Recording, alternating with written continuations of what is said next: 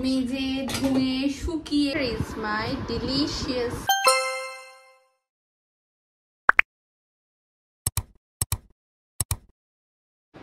Good morning everyone, welcome back to my channel and a brand new vlog. আশা করি তোমরা সবাই খুব ভালো আছো, সুস্থ আছো। আমরা ভালো আছি। আজকে বৃহস্পতিবার, এখন বাজে 7:40 মতো। আমি উঠেছি ওই 7:10 আগে এরকম। তো বাসি ঘর ঝাড়ফাট দিয়ে পরিষ্কার করে এখন আমি পুজো দিতে জাস্ট বসেছিলাম, আর বাবু এখন উঠে গেছে। তো আজকে উঠেই ওর মামি আর বাধার নাম নিচ্ছে, তো মানে ওর পিসির নাম নিচ্ছে। তো ও প্রচণ্ড পরিমাণে মিস করছে, অনেকদিন দেখেনি না। এখন এটাকে নিয়েই আগে পুজো দিই, তারপরে সারাদিন একে খাওয়ানো দাওয়ানো, অফিস বাকি তো ব্লগে দেখতেই পাবে। তো চলো আজকের ব্লগটা শুরু করছি। স্কিপ না করে পুরোটা দেখো, আর অবশ্যই ভালো লেগে থাকলে লাইক, শেয়ার অ্যান্ড সাবস্ক্রাইব করে দিও। এই যে আমার পুজো দেওয়া ডান, আর আজকে ঠাকুরকে দিয়েছি গুজিয়া। কালকে ফুলগুলো ভালো পেয়েছিলাম, বাট তারপরে দেখলাম যে কেমন একটা হয়ে গেছে। বাজে এখন 9:15, আর আমি আমার জন্য একটু টিফিন বানালাম, আর শুভর জন্য ওকে অমলেট আর পাউরুটি পিনাট বাটার দিয়ে দেবো। আজকে আদুকে ভাবছি একটু অন্যরকম ব্রেকফাস্ট দেবো। ওকে ন্যাচারালি দুধ, কর্নফ্লেক্স এসবই আমি দিই। তো আজকে ভাবছি একটু পাউরুটি বাটার দিয়ে, আর তার সাথে একটা ডিম সেদ্ধ। সকালবেলা এমনিতেই ওকে 2 বিস্কুট জল খাইয়ে দিয়েছি, তো ভাবছি এটা দেবো, দেখি কেমন কি রেসপন্স পাই। এমনিতে তো বাবুর খাওয়ার প্রতি প্রচুর অনীহা, খেতেই চায় না একদম। আজকে আমাকে অফিসে যেতে দেবে না, অফিসে না। আমি কি বললাম যে আমি তাড়াতাড়ি অফিস থেকে চলে আসবো, তোমার জন্য আমি একটা টয় নিয়ে আসবো, ছোট গাড়ি। হ্যাঁ, তোমার জন্য একটা ছোট গাড়ি নিয়ে আসবো। Happy happy. বেরোলাম এখন, একটা সোনার দোকানে যাওয়ার আছে, সেখানে একটু কাজ আছে, তো সেটা করে দেন অফিসের জন্য বেরোবো। লেটই হয়ে গেছে, মোটামুটি 10:30টায় বেরোনোর কথা ছিল, বাট সেটা আর হয়ে উঠলো না।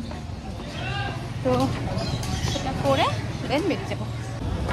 11:30 মতো বাজে, আর এই প্ল্যানেটে নামলাম। আজকে টেরিফিক লেভেলের গরম লাগছে, প্রচণ্ড ঘাম হচ্ছে, খুব গরম লাগছে।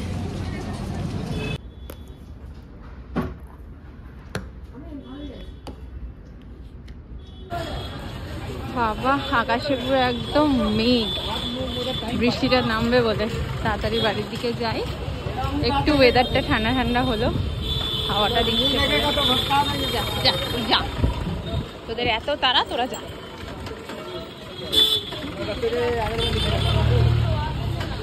আমি তো বাড়ি এলাম 6:15 নাগাদ। তারপরে এখন অনেকক্ষণ মায়ের সাথে গল্প করলাম, মাকে চা করে দিলাম, গল্প করছিলাম। তারপরে এত কালকে জামা কাপড় ওয়াশিং মেশিনে কাচা ছিল, দিদি আজকে সকালে সব মেলে তুলে দিয়ে গেছে, সেগুলোকে গোছালাম।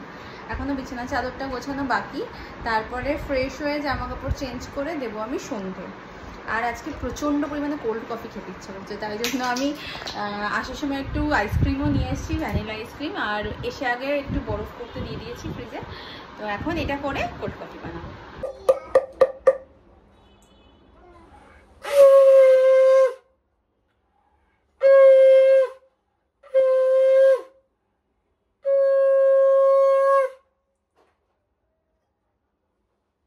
চলো কোল্ড কফি বানাবো এখন। তো তার জন্য আমি নিয়ে নিয়েছি যা যা লাগবে, আইসটাও হয়ে গেছে, যতটা আমার রিকোয়ারমেন্ট সেরকম মোটামুটি হয়েই গেছে। কোল্ড কফিটা বানাই। প্রথমে দুধটা দেব, দুধটা মোটামুটি ঠান্ডাই আছে, খুব বেশি গরম নেই, বেশি নেব না, কারণ এর মধ্যে না আইসক্রিম, জল এইসব দিলে একটু বেড়েই যাবে। এবারে বরফটা মোটামুটি ওই জল বরফ মেশানো, এসে তো বসালাম অফিস থেকে এসে, অতটা বেশি ভালো বরফ হয়নি, বাট আমার কাজ চলে যাবে। আমি খুব বেশি ঠান্ডা এগুলো পছন্দ করি না।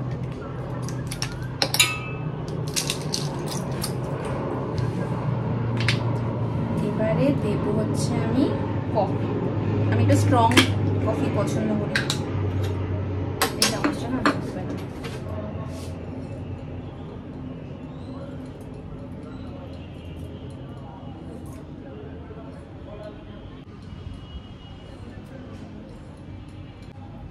আমি একটু স্ট্রং কফি পছন্দ করি, তাই জন্য আমি একটু বেশি দিলাম।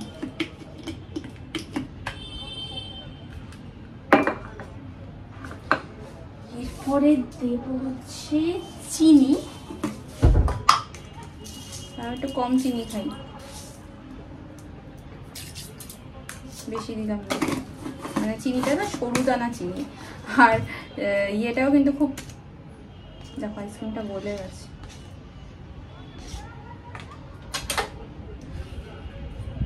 একটুখানি থাকলে ওপরে গার্নিশ করার জন্য।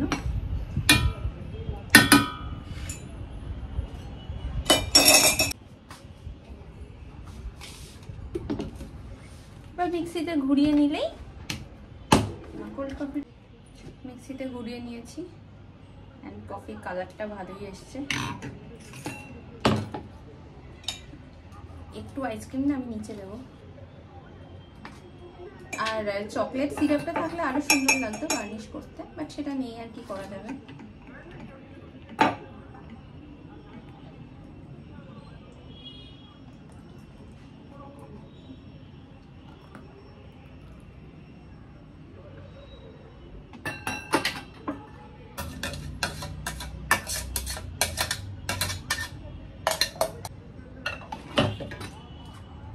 এই আইসক্রিমটা উপর থেকে দিয়ে দেবো।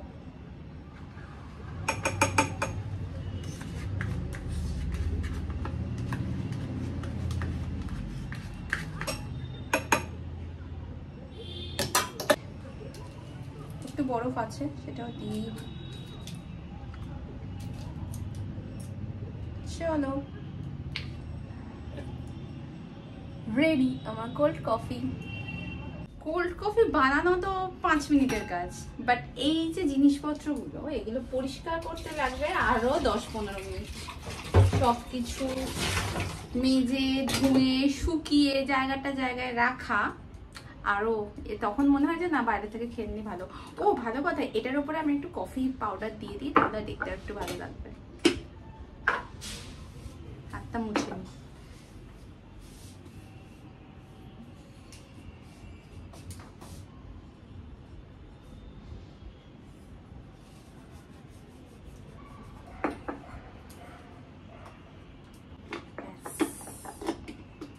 কফিটা আবার বেশি হাওয়া ঢুকলে কফিটা জমে যায়।